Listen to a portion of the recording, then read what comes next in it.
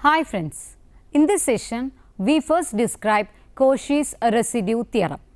We also discuss three types of isolated singular points, residues at poles, zeros of analytic functions and relation between zeros and poles. First we have Cauchy's residue theorem. Let C be a positively oriented simple closed contour. If a function f is analytic inside and on C except for a finite number of singular points, they are z1, z2, etc. zn inside C. Then integral over C fz dz, which is equal to 2 pi I sigma k varies from 1 to n residue at z is equal to zk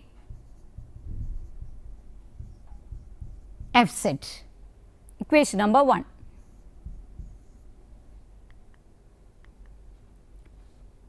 Example, here we want to evaluate the integral over C 5z minus 2 by z into z minus 1 dz, where C is a circle, mod z is equal to 2. Described counterclockwise. The integrand has two isolated singularities, that is at z is equal to 0 and z is equal to 1, both of which are interior to C. We can find the residues B1 at z is equal to 0 and B2 at z is equal to 1 with the aid of the Maclaurin series.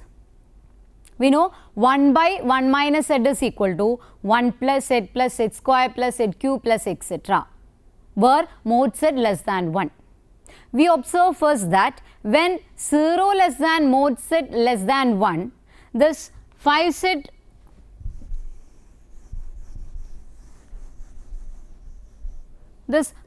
minus 2 by z into z minus 1. We can write this as 5z minus 2 by z into, I am splitting this into minus 1 by 1 minus z. Here actually we have z minus 1, I am taking it is 1 minus z and putting negative here. So 5z minus 2 by z into z minus 1 is equal to 5z minus 2 by z into minus 1 by 1 minus z. This I can write as 5 minus 2 by z into minus 1 minus z minus z square minus z cube plus etc. minus etc.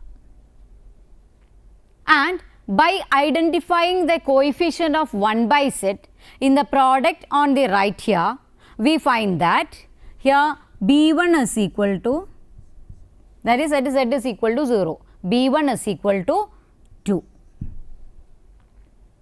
Also, since 5z minus 2 by z into z minus 1, we can write it again as, in another way we can write this as 5 into z minus 1 plus 3 divided by z minus 1 into 1 by what remains?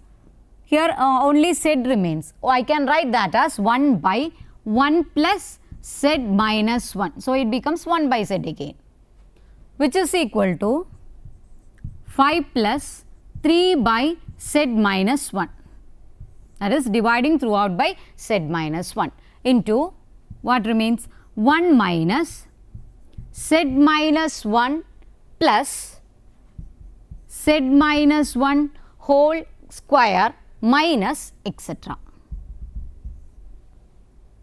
When 0 less than mod z minus 1 less than 1. We obviously get B2 is equal to what? It is 3.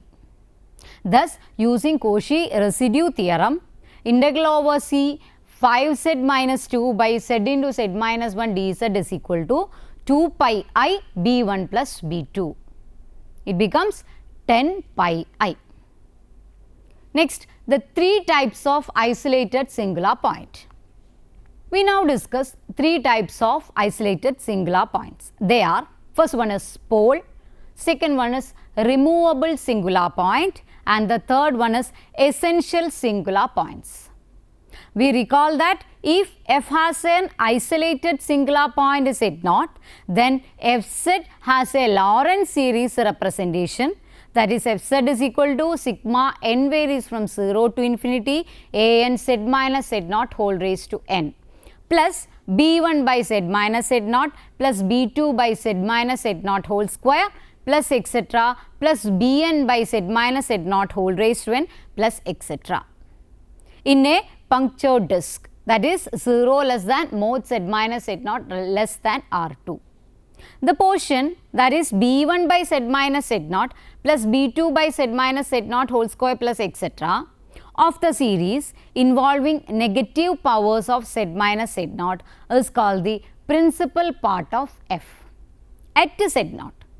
And the first part, that is sigma n varies from 0 to infinity a n z minus z0 whole raised to n, is called the regular part of f in the neighborhood of z0. We now use the principal part to identify the isolated singular point z0 as one of the 3 special types. This classification will aid us in the development of residue theorem that appears in the following chapters. First, we discuss pole. If the principal part of f at z0 contains at least one non-zero term, but the number of such terms is finite, then there exists a positive integer m, that m is greater than or equal to 1, such that bm not equal to 0 and bm plus 1 is equal to bm plus 2 is equal to etc. is equal to 0. That is, expansion 1 takes the form fz is equal to sigma n varies from 0 to infinity a n z minus z0 whole raised to n plus b1 by z minus z0 plus b2 by z minus z0 whole square plus etc. plus bm by z minus z0 whole raised to m, where 0 less than mod z minus z0 less than R2. This part is known as the principal part. This is our principal part.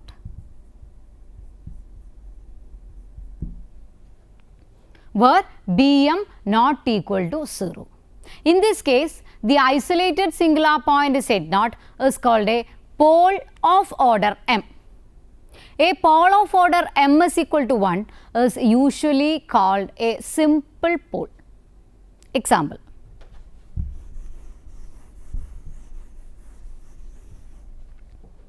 Fz is equal to sine z minus z0 divided by z minus z0 whole raised to 4. This I can write as 1 by z minus z0 whole raised to 4 into z minus z0 minus z minus z0 whole cube by 3 factorial plus z minus z0 whole raised to 5 by 5 factorial minus etc. This is equal to 1 by z minus z0 whole cube. This I can write as 1 by z minus z0 whole cube minus 1 by 3 factorial into 1 by z minus z0 plus 1 by 5 factorial into z minus z naught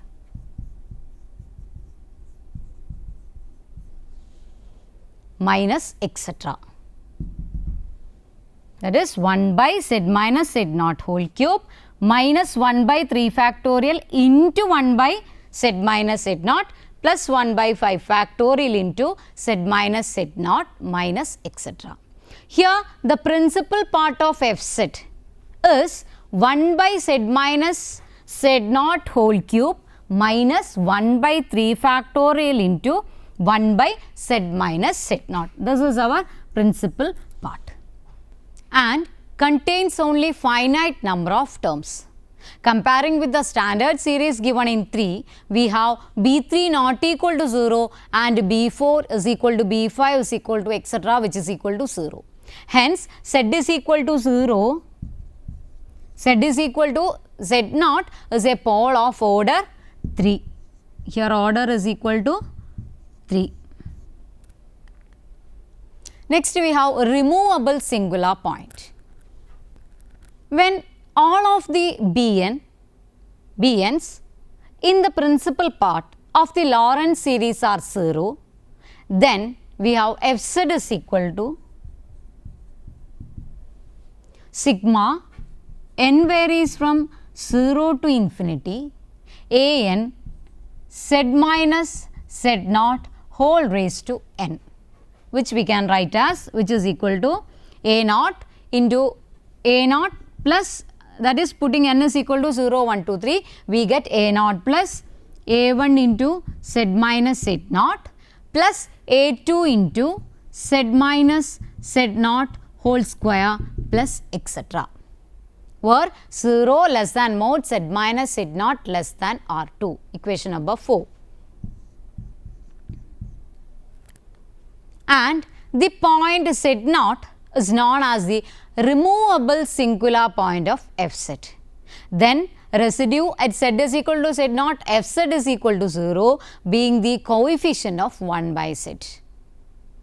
Removable singularity in terms of limits. A removable singularity at z is equal to z naught can also be defined as a singularity at which limit z tending to z naught f z exists. Next, analytic function in the case of a removable singular point. If we define or possibly redefine f at z naught so that f of z naught is equal to a naught, expansion in 4 becomes valid throughout the entire disk mod z minus z naught less than R2. Since a power series always represents an analytic function interior to its circle of convergence, it follows that f is analytic at z naught when it is assigned the value a naught there. The singularity at z naught is therefore removed. Do some examples.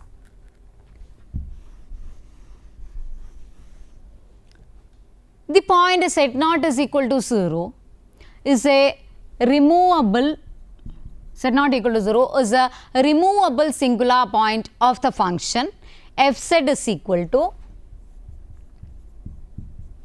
1 minus cos z by, the function is 1 minus cos z by z square. This I can write as, which is equal to, I am taking 1 by z square outside and expanding 1 minus cos z, that is 1 minus, again cos z, expansion of cos z is 1 minus z square by 2 factorial plus z raised to 4 by 4 factorial minus etc. This is equal to, this I can write as 1 by 2 factorial minus z square by 4 factorial on simplification, z square by 4 factorial plus z raised to 4 by 6 factorial minus etc. Here 0 less than mod z less than infinity. When the value f of 0 is equal to 1 by 2 is assigned, f becomes entire. Next, show that residue at removable singular points is 0.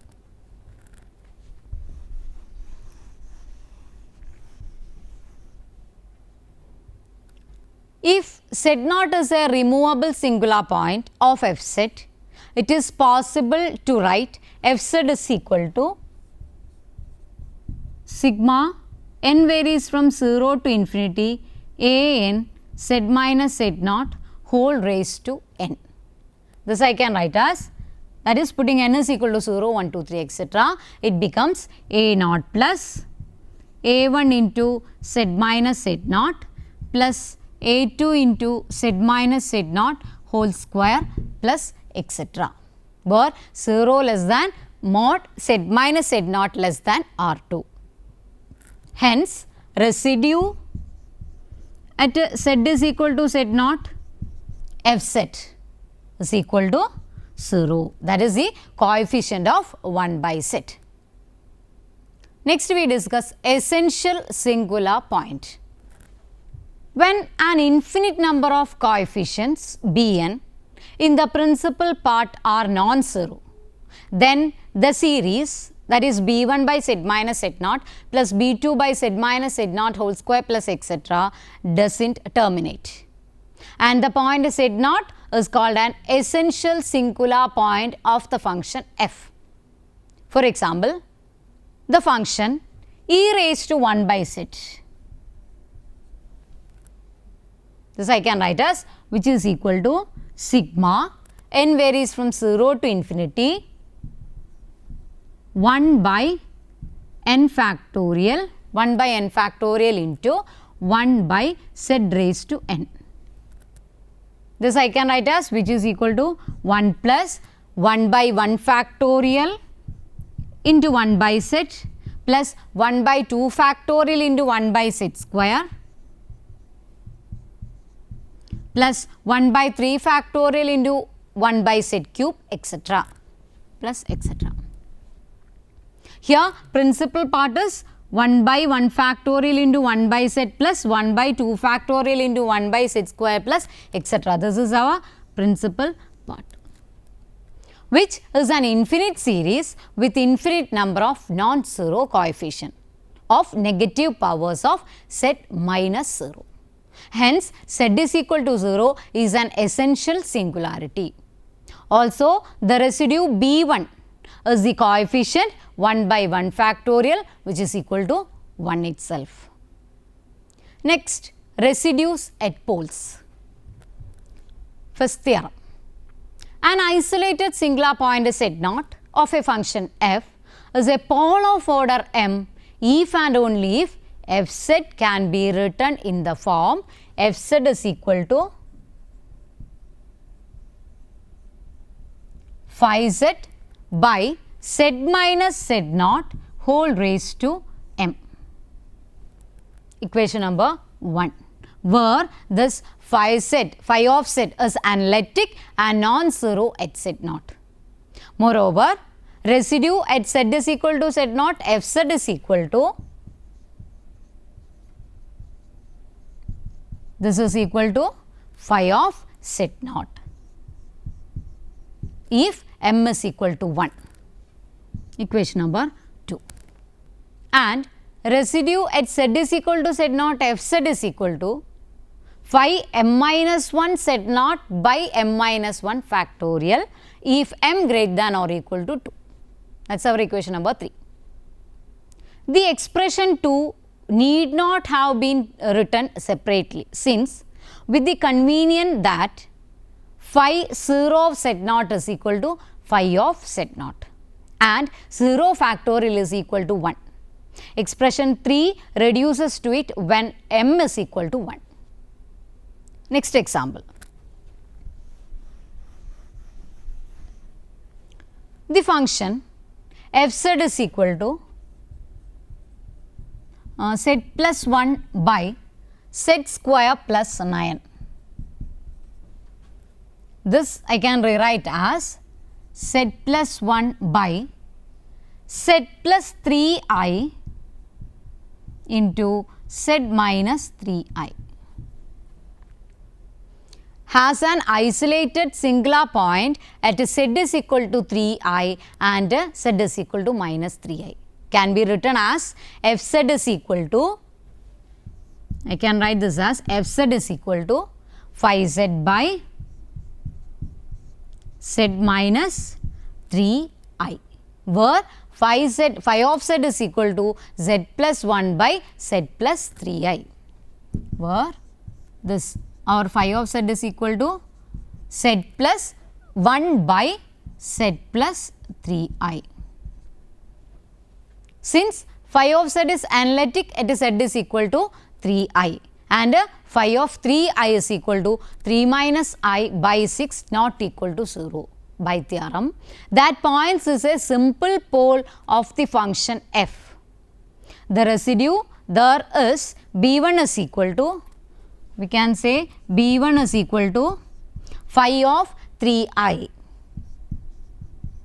and which is equal to 3i plus 1 by 6i into minus I by minus I, that is equal to 3 minus I by 6. Writing fz is equal to psi z by z plus 3i, where psi z is equal to z plus 1 by z minus 3i. The point z is equal to minus 3i is also a simple pole of f with the residue b2 is equal to, we can say b2 is equal to psi of minus 3i, which is equal to minus 3i plus 1 by minus 6i. On simplification, we get it as 3 plus I by 6.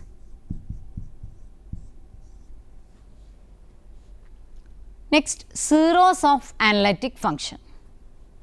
First, we define what a zero is. A zero of an analytic function fz is a value of a set for which fz is equal to 0. That is, if z0 is a 0, then f of z0 is equal to 0. If f of z0 is equal to 0 and there is a positive integer m such that f m z0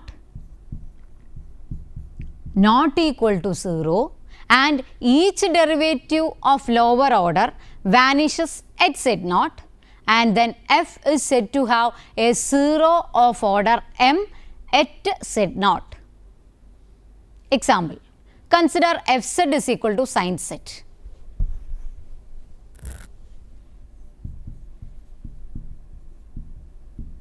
Fz is equal to sin z. Then fz is an entire function and f of 0 is equal to what? Sin 0, and f dash of z, derivative of sin is cosine, so it is cos z, and f dash of 0 is equal to cos 0. This is equal to 1, that is it not equal to 0, here it is equal to 0. Hence, f has a 0 of order 1 at z is equal to 0. A 0 of order 1 is also called a simple pole, simple 0, not pole, simple 0. In the above example, though f double dash of z is equal to minus sin z and f double dash of 0 is equal to 0, don't jump into the conclusion that f has a 0 of order 3 at z is equal to 0 as f dash of 0 not equal to 0. Theorem.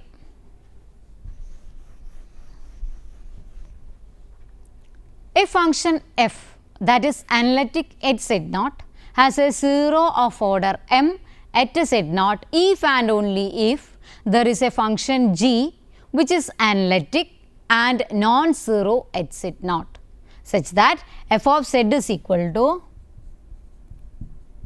z minus z0 whole raised to m into gz. Next example. Let fz is equal to, we are considering fz is equal to z into e raised to z minus 1. That is, fz is equal to z into e raised to z minus 1. Then fz is an entire function. that is f of 0 is equal to 0, f dash of z is equal to e raised to z minus 1 plus z into e raised to z, that is product rule, and of course f dash of 0 is equal to 0. Again f double dash of z is equal to 2 e raised to z plus z into e raised to z, and f double dash of 0 is equal to 2, which is not equal to 0. Hence, z is equal to 0 is a 0 order 2. In this case, expression 1 becomes fz is equal to z minus 0 whole square gz. That is, fz is equal to z minus 0 whole square into gz, where g is the entire function defined by means of the equation, that is where gz is equal to, I am defining gz as e raised to z minus 1 by e raised to z minus 1 by z when z not equal to 0. When z is equal to 0, the value of g of z is 1. Next we have zeros and poles. Zeros and poles of function are closely related. The following theorem shows how zeros of order m can create poles of order m. Suppose that first one, two functions p and q be analytic at a point z0. And second statement, that is p of z0 not equal to 0 and q has a 0 of order m at z0. Then the quotient pz by qz has a pole of order m there.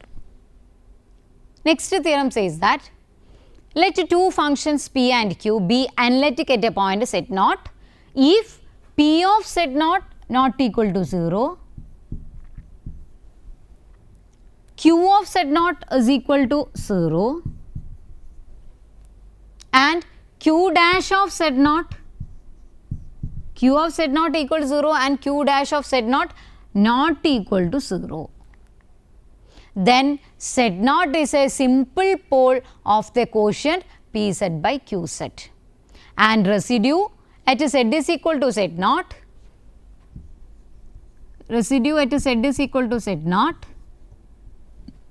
pz by qz is equal to,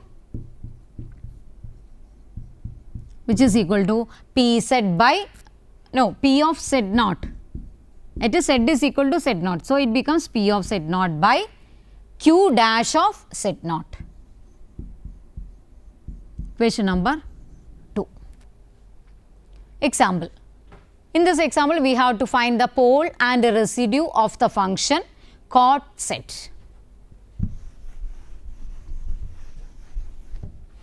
That is, here our function fz is equal to cot z.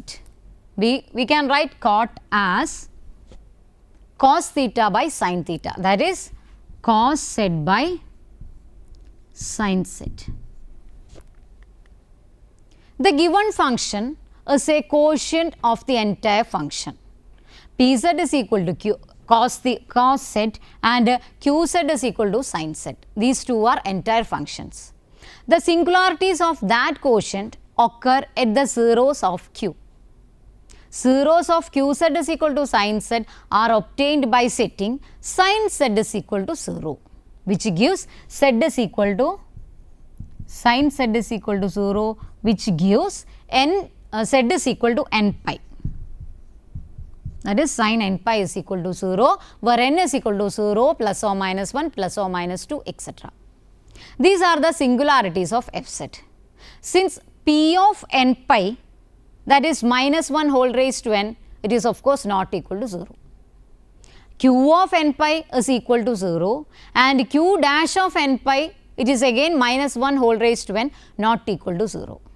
Each singular point z is equal to n pi of f is a simple pole with a residue, that is bn is equal to p n pi by q dash of n pi. This is equal to, here it is minus 1 whole raised to n, and again q dash of n pi is again minus 1 whole raised to n. So, it becomes 1. In this session, we have described Cauchy's residue theorem. We also discussed three types of isolated singular point. They are residues at poles, zeros of analytic function, and a relation between zeros and poles. Hope you enjoy the session. See you next time.